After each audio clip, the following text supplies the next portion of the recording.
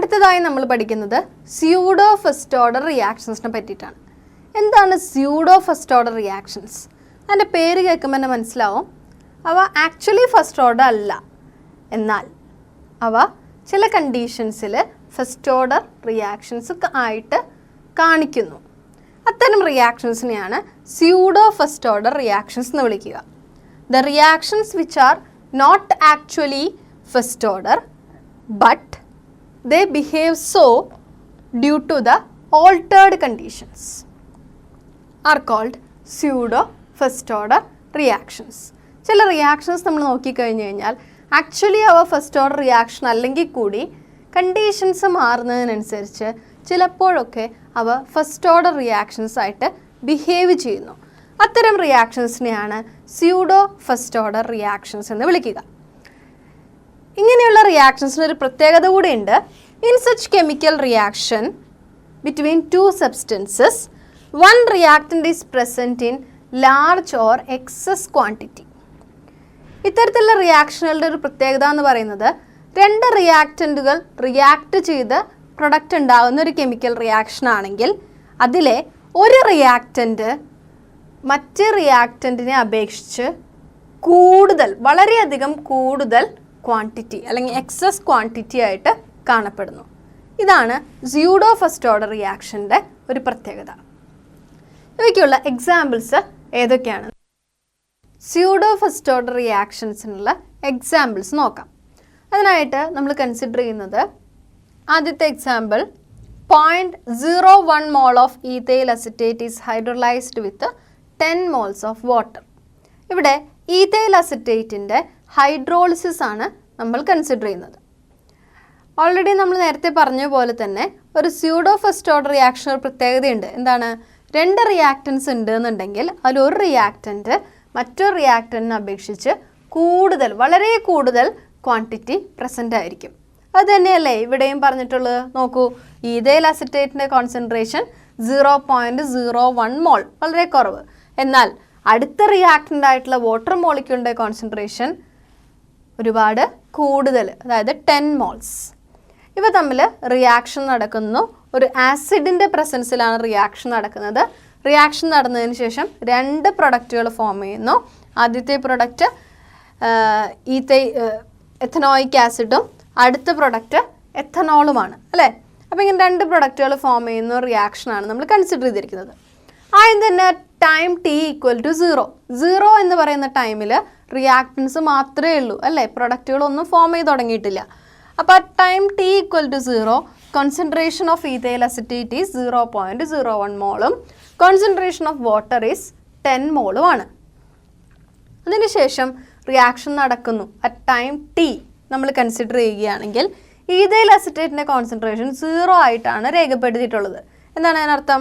അവിടെ ഉണ്ടായിരുന്ന 0.01 മോൾ ethyl acetate hydrolyse ചെയ്യപ്പെട്ടു.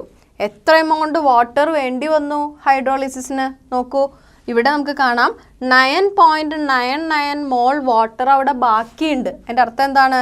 ഓൺലി 0.01 മോൾ ഓഫ്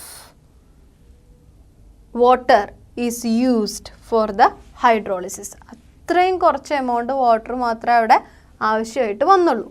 അതുകൊണ്ട് തന്നെ പ്രൊഡക്റ്റ് ഫോം ചെയ്തത് 0.01 മോൾ എഥനോയിക് ആസിഡും 0.01 മോൾ എഥനോളും ഫോം ചെയ്യപ്പെട്ടു. എന്താണ് റിയാക്ഷനിൽ കാണാനായിട്ട് സാധിക്കുന്നത്? ഈ റിയാക്ഷൻ നടന്നു, പ്രൊഡക്റ്റ് ഫോം ചെയ്തു എന്നുണ്ടെങ്കിൽ കൂടി ഒരു റിയാക്റ്റൻ്റ് ആയിട്ടുള്ള വാട്ടർ മോളിക്യൂളിൻ്റെ കോൺസെൻട്രേഷന് വലിയ മാറ്റമൊന്നും സംഭവിച്ചില്ല.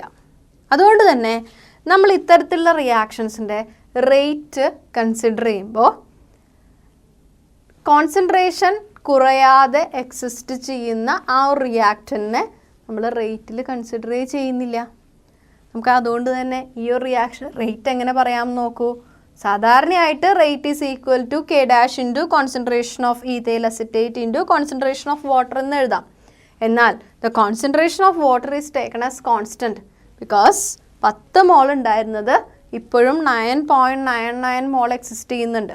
അതുകൊണ്ട് തന്നെ അതിൽ കോൺസെൻട്രേഷൻ വലിയ മാറ്റം വരാത്തതുകൊണ്ട് ഈ റേറ്റ് കൺസിഡർ ചെയ്യുമ്പോൾ ആ ഒരു റിയാക്റ്റൻറ്റിനെ നമ്മൾ കൺസിഡർ ചെയ്യുന്ന ആവശ്യമേ ഇല്ല. അതുകൊണ്ട് തന്നെ the rate of the reaction can be written as rate is equal to K into concentration of ethyl acetate. അപ്പോൾ ഈ റിയാക്ഷൻ ചിന്തിച്ചാൽ അറിയാം, ഈ ഒരു പെർട്ടിക്കുലർ സിറ്റുവേഷനിൽ ഇതൊരു ഫസ്റ്റ് ഓർഡർ റിയാക്ഷൻ ആയിട്ടാണ് ആക്ട് ചെയ്യുന്നത്.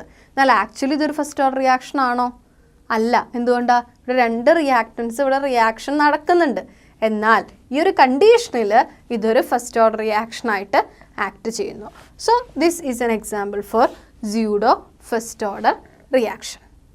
സ്യൂഡോ ഫസ്റ്റ് ഓർഡർ റിയാക്ഷൻ്റെ അടുത്തൊരു എക്സാമ്പിൾ നോക്കാം. അടുത്ത എക്സാമ്പിളായിട്ട് നമ്മൾ കൺസിഡർ ചെയ്യുന്നത് ഇൻവേർഷൻ ഓഫ് കെയിൻ ഷുഗർ ആണ്.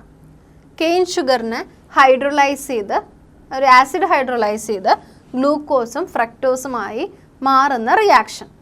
ഈ റിയാക്ഷനിൽ നോക്കൂ, cane sugar undergo hydrolysis in the presence of an acid and form glucose and fructose.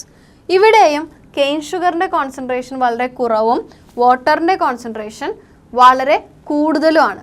അത്തരം റിയാക്ഷൻ ആയതുകൊണ്ട് തന്നെ ഇവിടെ കോൺസെൻട്രേഷൻ ഓഫ് വാട്ടർ റിയാക്ഷൻ നടന്നു കഴിഞ്ഞാലും വലിയ മാറ്റമൊന്നും സംഭവിക്കുന്നില്ല. അതുകൊണ്ട് തന്നെ ഇത്തരം റിയാക്ഷൻസിൻ്റെ റേറ്റ് കൺസിഡർ ചെയ്യുമ്പോൾ വാട്ടറിൻ്റെ കോൺസെൻട്രേഷൻ നമ്മൾ കൺസിഡർ ചെയ്യേണ്ട ആവശ്യമില്ല. അതുകൊണ്ട് തന്നെ the rate can be calculated as rate is equal to K into concentration of cane sugar. ഈ ഒരു റിയാക്ഷൻ ഫസ്റ്റ് ഓർഡർ റിയാക്ഷൻ അല്ല അല്ലേ, എങ്കിൽ കൂടി ഈ ഒരു കണ്ടീഷനിൽ ഫസ്റ്റ് ഓർഡർ റിയാക്ഷനായിട്ട് ആക്ട് ചെയ്യുന്നു. So it is an example for pseudo first order reaction.